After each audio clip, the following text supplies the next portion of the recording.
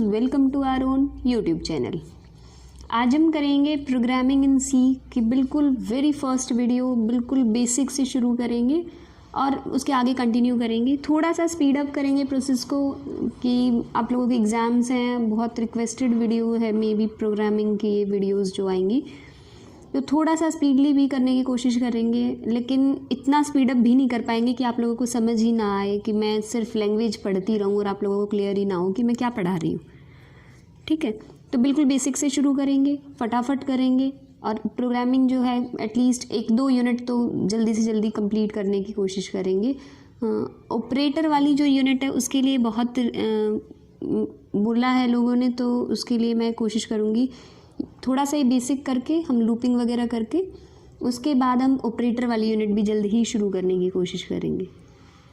ठीक है, तो मे बी ऑपरेटर वाली वो डिपेंड करता है आप जिस भी यूनिवर्सिटी से हैं, किसी में 2nd है, किसी में 3rd है, किसी में 4th है मे बी यूनिट, तो ऑपरेटर वाली यूनिट को भी हम करेंगे जिसमें सारे के सारे ऑपरेटर्स कैसे वर्क करते हैं वो हम सीखेंगे। ठीक है, तो without wasting a single second let's get started. तो सबसे पहले हम देख रहे हैं एक सिंपल सा फ्लो चार्ट बनाया हुआ है, एक उससे आपको सारे के सारी ये चीज़ें आपको लिखी हुई मिलती हैं कि इसके इतने टाइप्स हैं, इसके इतने टाइप्स हैं, तो बेटर होता है कि हम फ्लो चार्ट से अगर पढ़ें तो जल्दी समझ आता है। ठीक है, रादर देन द थ्योरेटिकल और पैराग्राफ सिस्टम। ठीक है, चलो देखते हैं। First one is components of computer. Components of computer कौन से होते हैं? हार्डवेयर, सॉफ्टवेयर और लाइववेयर। हार्डवेयर पता है, सॉफ्टवेयर पता है, लाइववेयर आपको ये चीज़ें पता होती हैं। सॉफ्टवेयर 2 टाइप्स के होते हैं, सिस्टम सॉफ्टवेयर और एप्लीकेशन सॉफ्टवेयर। फिर सिस्टम सॉफ्टवेयर 3-4 तरह के होते हैं, ऑपरेटिंग सिस्टम, ट्रांसलेटर, लोडर्स और सिस्टम यूटिलिटीज़। ऑपरेटिंग सिस्टम फिर 2 तरह के होते हैं, 3 तरह के होते हैं, सिंगल यूज़र, मल्टी यूज़र और मल्टीटास्किंग। ठीक है, और ट्रांसलेटर 2 तरह के होते हैं, कंपाइलर और इंटरप्रेटर। उसके बाद क्या आता है? उसके बाद इस कंप्यूटर के बारे में इतना ही है। फिर टाइप्स ऑफ कंप्यूटर आ जाते हैं कि क्लासिफिकेशन कैसा है, कंप्यूटर को हम क्लासीफाई कैसे करके चलते हैं, वो सारा है इसके बाद। ठीक है, उसमें भी 5 तरह के हैं, micro computer, mini computer, main frame, super computer and ultra computer. Micro computer जो आजकल हम यूज़ कर रहे हैं उसके टाइप्स हैं PC, PCXT, PCAT, portable. Portable में फिर 3 हैं, लैपटॉप, हैंड हेल्ड या PDA। ठीक है, ये एक सिंपल सा बेसिक चीज़ें थी कि कंप्यूटर से रिलेटेड एक बार मतलब सिर्फ स्टार्टअप था कि हाँ यहाँ से हमें शुरू करके और कंप्यूटर के लिए चलना है। ठीक है, तो आपने एक बार देख लिया होगा ये कैसे क्या है, कितने टाइप्स होते हैं।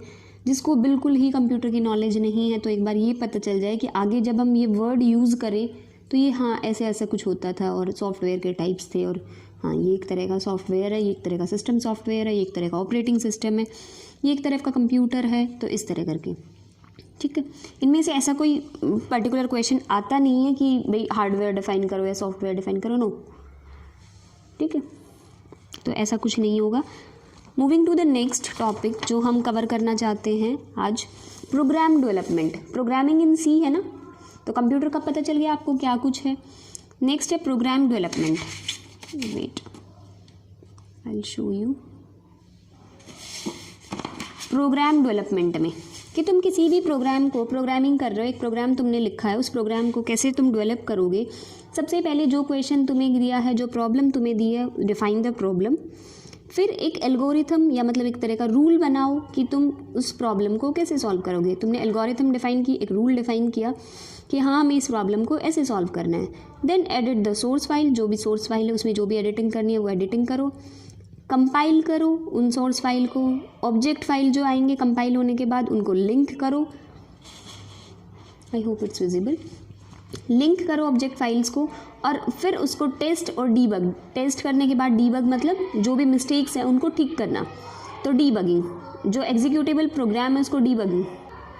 तो हो सकता है डीबगिंग के बाद तुम्हें ये लगे कि हाँ हमने जो सोर्स फाइल जो क्रिएट की थी उसको एडिट करने की ज़रूरत है, या फिर हो सकता है जो प्रॉब्लम हमने डिफ़ाइन की थी उसको रीडिफ़ाइन करना होगा हमें कि इस तरह से वो प्रॉब्लम सॉल्व होगी ही नहीं, कि भाई जो भी तुमने प्रॉब्लम थी उसको सॉल्व करने के लिए जो एल्गोरिथम सेट की, फिर उसमें काम किया और बाद में पता चला इससे आंसर नहीं आ रहा है, तो या तो ऑप्शन है कि उसको बीच में जाके कहीं डीबग करके वो ठीक कर लो, एडिट कर लो, या फिर वो जो रूल तुमने बनाया है ना वो रूल ही सही नहीं है, उसके लिए हमें एल्गोरिथम ही दूसरी चाहिएगी। ठीक है, तो या तो टेस्ट एंड डीबग होने के बाद हम सोर्स फाइल को एडिट करते हैं, या फिर दूसरा ऑप्शन होता है यहाँ से हम दूसरा ऑप्शन कि हम रीडिफाइन कर लेते हैं उस प्रोग्राम को, उस प्रॉब्लम को रीडिफाइन करने के बाद उसकी एल्गोरिथम लेके आएंगे और उसकी एल्गोरिथम डिज़ाइन कीजिए।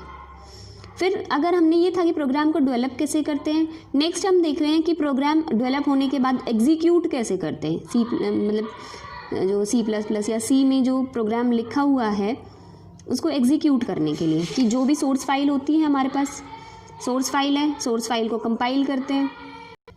सोर्स फाइल को कंपाइल किया तो ऑब्जेक्ट फाइल्स आ गई, अलग अलग सोर्स फाइल को, फिर उनको लिंकअप करते हैं ऑब्जेक्ट फाइल्स को, और इसी चीज़ को रनिंग सी प्रोग्राम भी कहा जाता है। एग्जीक्यूशन को ही हम कहते हैं रनिंग, कि कोई भी सी प्रोग्राम है उसको रन कैसे करते हैं, एग्जीक्यूट कैसे करते हैं उस प्रोग्राम को। ठीक है, तो लिंकअप किया, एग्जीक्यूटेबल कोड आ गया। नीचे हमने थोड़ा सा लिखा भी हुआ है, wait, yes, source code and object code, multiple files but executable codes जो होते हैं, जो सोर्स कोड और ऑब्जेक्ट फाइल्स होते हैं, सोर्स फाइल्स या ऑब्जेक्ट फाइल, वो मल्टीपल हो सकती हैं, बट जो एग्जीक्यूटेबल कोड होता है वो सिंगल फाइल होता है। हर ऑपरेटिंग सिस्टम में जो स्टेप्स होते हैं वो सारे के सारे सेम होते हैं, लेकिन दो इम्पॉर्टेंट और पॉपुलर जो ऑपरेटिंग सिस्टम हमने सुने हैं वो हैं एक यूनिक्स और एक MS-DOS। जो यूनिक्स होता है वो मिनी कंप्यूटर में होता है, और MS-DOS जो होता है वो माइक्रो कंप्यूटर में होता है। उनका प्रोसेस जो एग्जीक्यूशन का थोड़ा सा डिफर करता है, डॉस में थोड़ा सा अलग होता है, यूनिक्स में अलग होता है, और इन सबको एक साथ कहा जाता है कभी कभी रनिंग सी प्रोग्राम। अभी मैंने बताया था आप लोगों को। ठीक है, तो प्रोग्राम डेवलपमेंट आपको समझ आ गया है, उसका रनिंग सी प्रोग्राम समझ आ गया है। फिर हम देखेंगे अभी कि हम बेसिक स्ट्रक्चर क्या होता है सी प्रोग्राम का, बेसिक स्ट्रक्चर सी प्रोग्रामिंग का। अगर आप लोगों को लगे कि थोड़ा ज़्यादा फास्ट कर रहे हैं या स्लो कर रहे हैं, स्पीड स्लो या फास्ट करनी चाहिए, तो आप मुझे कमेंट सेक्शन में बताएं, नेक्स्ट वीडियो में देखते हैं, फिर उसके अकॉर्डिंग काम करेंगे। Just wait. Basic structure of a C program, कि सी प्रोग्राम का स्ट्रक्चर होता कैसे है। ठीक है, तो हम इसको, सी प्रोग्राम जो है वो ग्रुप ऑफ बिल्डिंग ब्लॉक्स होता है, और बिल्डिंग ब्लॉक्स होते कौन है, बिल्डिंग ब्लॉक्स को फंक्शंस कहते हैं। तो फंक्शंस का जो ग्रुप होता है एक साथ एक पर्टिकुलर इफेक्टिव वे में या पर्टिकुलर एक रूल्स के अकॉर्डिंग हम लिखे जाए तो स्ट्रक्चर को, वो होगा सी प्रोग्राम। तो देखते हैं सी प्रोग्राम के लिए हम कौन से पूरे फंक्शंस या सेक्शंस को डिफाइन करते हैं। देखो, आई होप ये आपको इकट्ठा दिखे तो ज़्यादा इजीली समझ पाओगे कंप्लीट। सबसे पहले आता है डॉक्यूमेंटेशन सेक्शन। आप पहले समझ लीजिए, ये पूरा का पूरा जो डायग्राम है एक तरह से रिप्रेजेंटेशन है, इसे देखते रहिए, आप पूरा समझ लीजिए। जब ये समझ आ जाए तो फिर मैं नीचे जो थ्योरी पार्ट लिखा हुआ है वो मैं आपको एक बार दिखा दूंगी, आपको समझ आ जाएगा सारा का सारा। ठीक है, तो लिखना कैसे है वो नीचे लिखा हुआ है, वो मैं आपको, आप स्क्रीनशॉट ले लेना, आप पहले समझ लीजिए, कुछ मत लिखिए। सबसे ऊपर होता है डॉक्यूमेंटेशन सेक्शन। डॉक्यूमेंटेशन सेक्शन में क्या क्या होते हैं, डॉक्यूमेंटेशन सेक्शन में कमेंट लाइंस होती हैं, जो प्रोग्राम के लिए हमें कमेंट लाइंस देनी होती है किसी ऑथर को, या उसके बारे में कोई डिटेल जो कि इंसान बाद में यूज़ कर सकता है, कोई भी जो पढ़े। कमेंट लाइंस जो है वो डॉक्यूमेंटेशन सेक्शन में हम देते हैं। आगे चल के बताएंगे कमेंट कैसे लिखे जाते हैं, ऐसे करके और यहाँ लिखे जाते हैं। उसको प्रोग्रामिंग में एग्जीक्यूट होते टाइम रीड नहीं करता है कंपाइलर। ठीक है, तो कमेंट सेक्शन सिर्फ आगे इन्फॉर्मेशन के लिए, ताकि ऑथर को समझ आ जाए, या तो हम ये बता दें कि प्रोग्राम इस बारे में, नीचे का सारा का सारा। Next one is the link section. Link section में क्या होता है, लिंक सेक्शन में इंस्ट्रक्शंस होते हैं कंपाइलर के लिए। क्या इंस्ट्रक्शंस होते हैं कि सिस्टम लाइब्रेरी में से जो फंक्शंस हैं उनको लिंक करना है, कंपाइलर जो है उन फंक्शंस को लिंकअप करेगा, तो उसके लिए यहाँ पे इंस्ट्रक्शंस होते हैं लिंक सेक्शन में। देन आता है डेफिनेशन सेक्शन। डेफिनेशन सेक्शन में क्या होते हैं, सारे के सारे सिंबॉलिक कॉन्स्टेंट्स जो होते हैं वो डिफाइन करते हैं। हम पूरे के पूरे जो सिंबॉलिक कॉन्स्टेंट होते हैं वो डिफाइन करते हैं। ठीक है, उसके बाद आते हैं global declaration section. Global declaration section में क्या होता है कि कुछ वेरिएबल्स हम किसी पर्टिकुलर फंक्शन में यूज़ नहीं करते, हम चाहते हैं एक से ज़्यादा फंक्शन में। अगर हमें सिर्फ इस फंक्शन में यूज़ करना है तो हम यहीं डिफ़ाइन कर लेंगे वेरिएबल को, यहाँ यूज़ करना है तो यहीं डिफ़ाइन कर लेंगे वेरिएबल को। अगर हम चाहते हैं कि हम कोई फंक्शन ऐसा चाहते हैं या कोई वेरिएबल ऐसा चाहते हैं जो हर फंक्शन में यूज़ कर सकें हम, या एक से ज़्यादा फंक्शन में अलग अलग यूज़ करना है, तो उसके लिए ग्लोबल डिक्लेरेशन सेक्शन होता है। यहाँ हम उस वेरिएबल को डिक्लेयर करते हैं, उस वेरिएबल को भी ग्लोबल वेरिएबल कहा जाता है। ठीक है, अब वेरिएबल डिक्लेयर कैसे होते हैं, कहाँ होते हैं, कौन से ग्लोबल है, कौन से लोकल हैं, वो हम आगे देखेंगे। ठीक है, जहाँ पूरा हम प्रोग्राम लिखना सीखेंगे। और जिसके पास 11th 12th में जिसने कंप्यूटर साइंस पढ़ा होगा उसको इजीली समझ आ रहा होगा कि ये सब क्या चल रहा है। ठीक है, तो हर फंक्शन के बाहर जो अगर हम डिक्लेयर कर रहे हैं किसी वेरिएबल को तो वो ग्लोबल वेरिएबल कहलाता है। और कहाँ डिक्लेयर करते हैं, कौन से सेक्शन में, ग्लोबल डिक्लेरेशन सेक्शन में। उसके बाद आता है मेन फंक्शन। हर प्रोग्राम में एक मेन फंक्शन सेक्शन होता ही होता है। मेन फंक्शन में 2 पार्ट होते हैं, first one is declaration part, then is executable part. Declaration part में क्या होता है, हम सारे के सारे वेरिएबल्स जो भी इसमें यूज़ करेंगे हम वैल्यूज़, उनको डिक्लेयर करना पड़ता है पहले। ठीक है, और एग्जीक्यूटेबल पार्ट में क्या होता है, एग्जीक्यूटेबल पार्ट में हम जो भी वेरिएबल डिक्लेयर हुए हैं डिक्लेरेशन पार्ट में उनको क्या करते हैं, एग्जीक्यूट करते हैं। ठीक है, तो जो भी यूज़ किए हमने फंक्शन वेरिएबल डिक्लेयर किए हैं उनको यूज़ करते हैं और सारा का सारा एग्जीक्यूट करते हैं।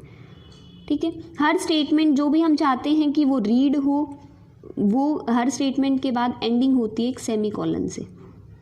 ठीक है, हर एक सेक्शन की अपनी एक क्लोजिंग भी होगी और एक फंक्शन की, हर फंक्शन की, हर सेक्शन की एक क्लोजिंग भी होगी ब्रेसेस, और एक ब्रेसेस ओपनिंग भी होगी और क्लोजिंग भी होगी, जो कर्ली ब्रैकेट्स होते हैं उनसे ही।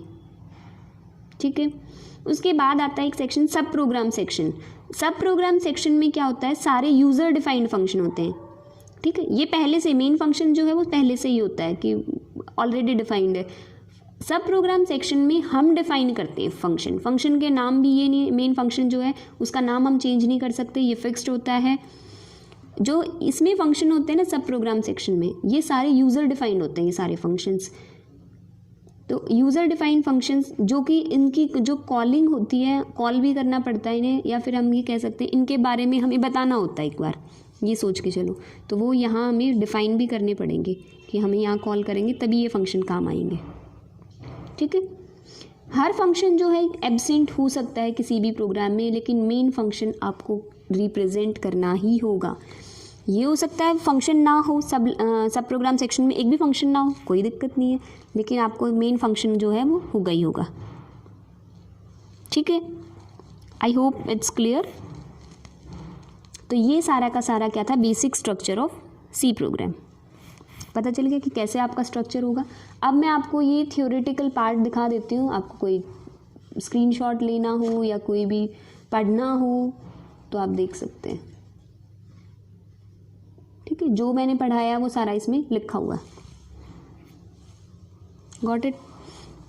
नेक्स्ट हम सी प्रोग्राम के फीचर्स पढ़ेंगे, कुछ कैरेक्टरिस्टिक्स पढ़ेंगे, कुछ उसका कैरेक्टर सेट पढ़ेंगे, स्पेशल कैरेक्टर्स कैसे यूज़ करते हैं हम सी प्रोग्राम में, वो नेक्स्ट टाइम करेंगे। ठीक है, अभी बहुत लंबी हो जाएगी वीडियो, तो आज के लिए बस इतना ही। Thank you guys for watching my video. If you like it please like, share and subscribe my channel. If you have any doubt, any query, you can message me on Instagram or ask your question in the comment section also. I will share my UPI ID and my Instagram ID in the description box. Thank you guys.